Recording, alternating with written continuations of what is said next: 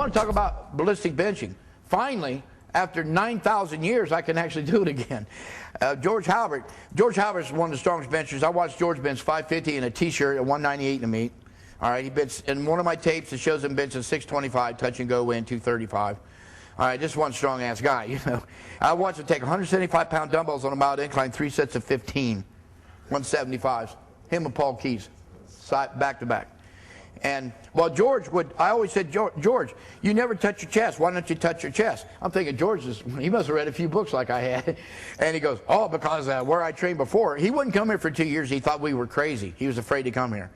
And I'll tell you what, George did right off. But anyhow, he said that he bounced bars off his chest, and they told him, don't bounce the bars off your chest. So he never would touch his chest. Well, that's ballistic benching.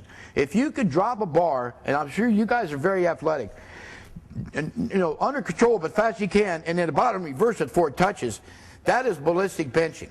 Somewhat like plyometric. You're reversing that bar, and it is a tremendous shock system and makes you brutally strong.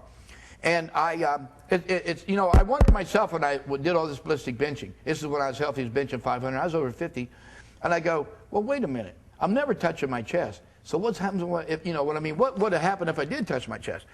So I took 405 close grip, did 5 reps off my chest. Nothing. And the reason, because when you do isometrics, a lot of years ago they thought isometrics only made you stronger at the point that you're pulling from. It actually radiates 15 degrees either way. Louie, you guys doing like the technique? Is that kind of similar to like a drop bench where you'd actually let go of the bar? No, take it back. No, and hold on to the bar with the bands. I mean, it's gonna be really light, you know, man. You're thinking the literal name of. You're talking of you're talking plyometric bench, but it's not plyometric because plyometric's under 0.2 of a second. So for the ballistic, you use less than 50%? Nope, same way. Speed bench. Speed bench. Don't do this on max effort. And have you ever used bands? Bands are absolutely incredible. You use them in a squat, you see what they can do, right? They're incredible for bench. Please, today, hold on to the bar, and because, I mean, there's almost no spot into this. If this thing gets away from you, it's going to hit you in the head. And we'll give you a little bit of band, and let you know, maybe even choke it. I don't even know, the guys, but that band, and you're going to take it out. Everybody thinks bands put you in the groove. Well, if that's true, how come all you people are going to be doing this? It does not put you in the groove. You got to groove the bar. And but it can get away from you and whack you in the head. So, but you'll love them when you get used. When my shoulder used to kill me, bands would make my shoulder feel better. I don't know. Yeah, I don't know why. It's like, I think you got tighter muscle contraction. Yeah, it builds stability. Because like I said, when them bands shake, how do you stop? Where's the shake coming from? Where's it stopping? Right here. If you get a guide wire on a tower and that's shaking, what's absorbing it? The concrete in the ground. And the concrete in the ground is you, right here. Okay? This is a vibrating bar. This bar has thousands of maximal muscular contractions. It's a therapeutic bar, but it will make you extremely strong. We never do less than 10 repetitions bar, actually 20s. I came up with this concept to repair my shoulder, and when I had a shoulder socket surgery. The faster you go with this bar, the harder it is, because the more they bounce in those bands.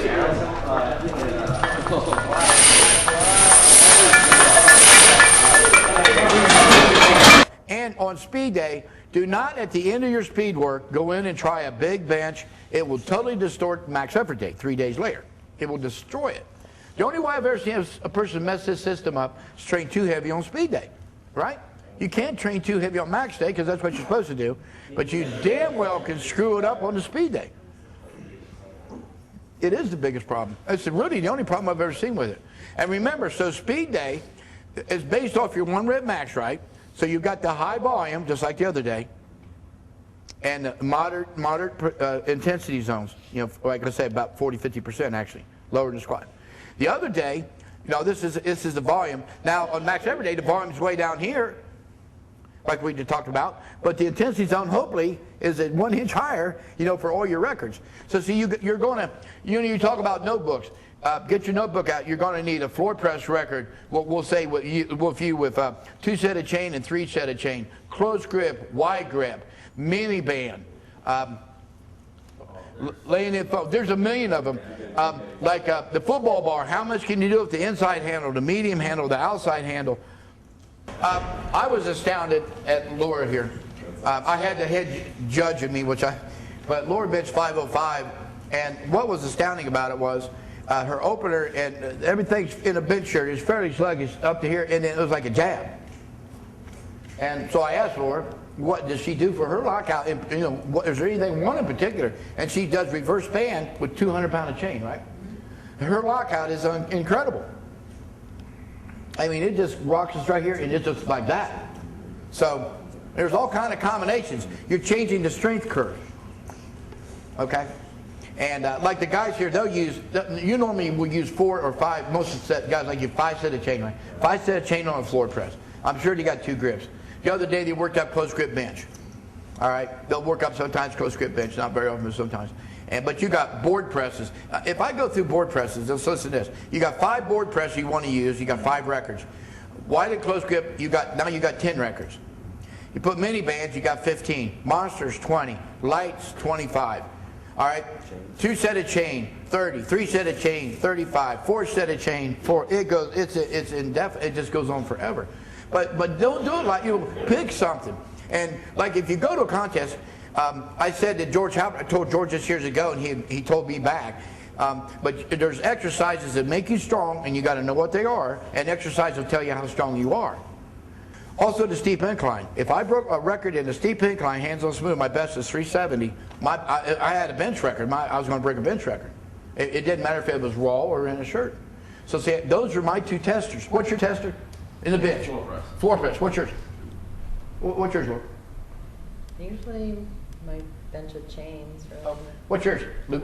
Floor press. See, I mean, floor press is pretty common. One thing about floor press, everyone's elbows at the same angle. So it's brute. You got to be brute strong through the center, and you can't cheat. You should lay down flat as a pancake. Make it awkward.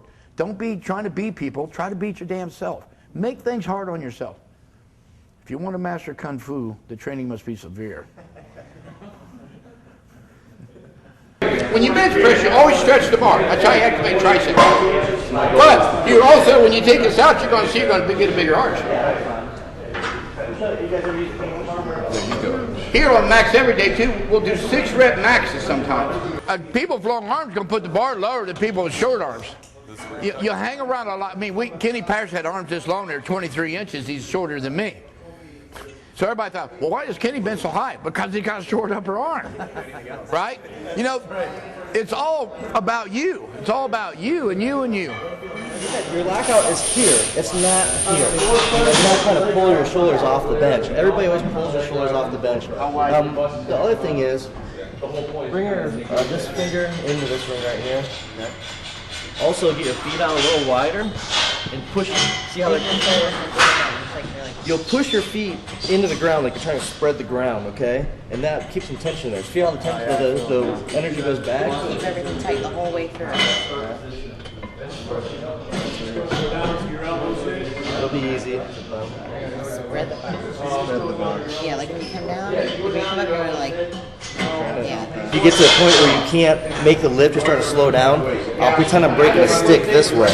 What I'll do then is take it out of my triceps, put it in my forearms, and make my forearms lock the weight for me. So if just something, if I'm stuck and it's not going to go, I'll just, if you just simply grab a bar and do this, it'll pull your elbows right in line. Look, when you hold on to a bar, you actually want to be like this. Competition grip, you're going as wide. Go like this with your wrist. There you go. Yeah, index You notice how it puts the pressure in a different part of your hand? All right. Well, you know, Iron Palm Masters, there's a part of the hand that they say has got more power, and that's why you do that. You might have covered this yesterday, I might have missed it, but on the speed days, you guys change bars on that as well? Is that Yes, mostly on Max? right. Yeah, like, you know, use the bow bar. Pretty much wide grip won't work because the bows are out the side. 3-inch camber. A lot of you guys could use a 5-inch camber. I don't think any of us could use a 5-inch camber. Football bar.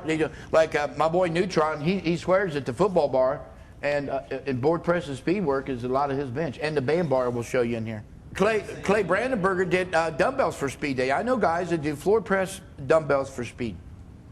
But you pow, pow, like that, you know. Those sets before or after you bench is just like almost like a built-in warm-up. Years ago, I had a friend, Gino Cardi. He had a 407 bench with no shirts. He had a 760 deadlift, you know. And the guy was jacked, but he just couldn't bench. we would do we did this every 4 times a week, every workout. You know, he would come in even on a deadlift days. First thing he would do 15 reps close grip 185, 15 reps wide grip. You know, 4 days a week. The 2 bench days, the squat and the max ever deadlift day.